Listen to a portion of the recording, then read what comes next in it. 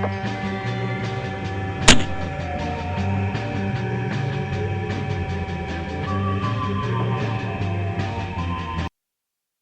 guys, welcome back to the Handy Garage. Today we're going to do something slightly different on the show. I've been getting some user comments asking for more, vlogs about builds. And, on the show I mostly like to focus on materials and techniques, because I figure if you know the basics you can build pretty much anything. But I also want to give you guys what you want. So today I thought I would show you an actual build in progress. As you can see, the shop is all torn up, and I'm only halfway through.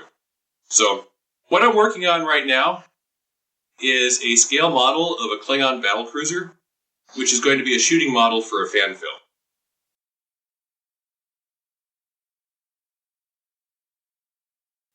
Now, any kind of a shooting model has to be built way more rugged than something that's just for display in a house or a museum somewhere, because it's going to get banged around, it's going to get hung at weird angles, and it needs to last through the production.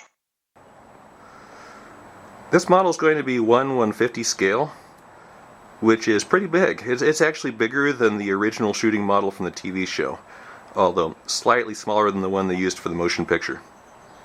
Now, starting off on the back, which is the part I built first, you see I built this whole secondary hull out of 1/2-inch plywood, and I put it in. It's sort of how do you describe it? It locks together with little groove joints I cut with a dado blade, and I bandsawed all the pieces, and then I put them together and I sanded them flush. You can see I've got a massive wiring here. The whole thing is going to be lit. This is just bell wire you can get at Home Depot. And I usually use LEDs for this, but someone gave me a bunch of these little bitty incandescent bulbs. So I'm going to try those and see how they work. They seem pretty bright. And then I haven't built the nacelles yet, but that's all plywood, and I just pocket screwed it in. Okay, actually this is maple. But pocket screw should be plenty strong for that. And then the whole thing is skinned with this polystyrene sheet. I found a big hoard of that in an attic. One problem I had is I tried a couple different glues, and because the coefficient of heat expansion is so different from the plastic to the wood, it just kept breaking free. So I ended up with silicone, but then I still had to put some little panel nails. But I think that's going to be okay, because I can putty over those, and the whole hull is going to get greebled anyway with little bits of plastic and stuff. Now, while we're down here, when you're shooting, you need to figure out how to support the model. For smaller models, I can just hang them with fishing line, but here I built a nice sturdy plywood pillar, and you can see it's got a little bit of cork there to sort of even out vibrations, and that just bolts up. See if my camera will focus.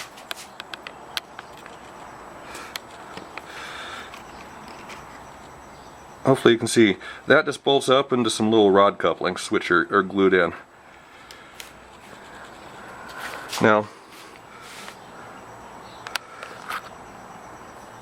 the neck is a turning. It's an elliptical turning. I'll show you how to do those one of these days on the lathe. I had to use my big lathe. That was a little too long for the homemade handy lathe, but it's an elliptical turning, and then I smooth it down with spoke shaves. And all of the wood here is redwood. Two reasons for that. One, redwood is very easy to carve, and I'm doing a lot of detailing. And two, I found some redwood 8x8s in a dumpster the other day, and I've been cutting pieces off them. So it's free wood. Now, probably the toughest part of the whole project so far has been this round primary hull. And I tried a couple different ways to make that, and the way I ended up doing it was making a mold and then covering that with a soft layer of clay, and then casting over it with water putty. And I put in some fiberglass tape to reinforce it, and it actually seems pretty strong, but it's needed a lot of sanding. This gray stuff is a homemade gesso.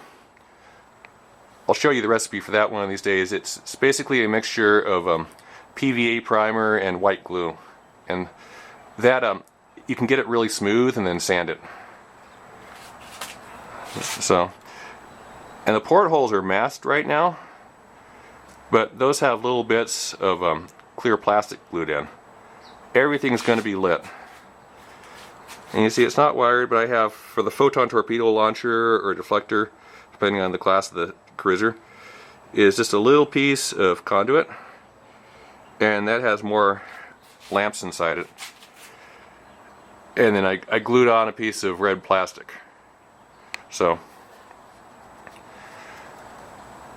this guy, which is the command deck, is another piece of redwood, and I pretty much made that out of 3 pieces of wood, which I see if I can get that apart with one hand here.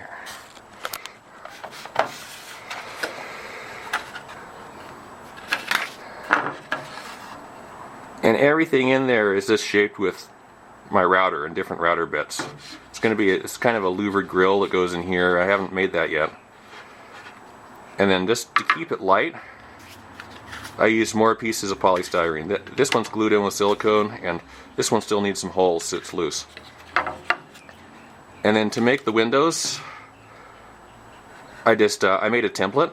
All this, I've been making templates off as a 3D computer model that I got on SketchUp. But I made a template and I marked the windows. Then for each one I drilled a little hole so I could get a needle file in there, and I filed them out. It didn't take that long because, like I said, redwood is soft. So, still working on that right now.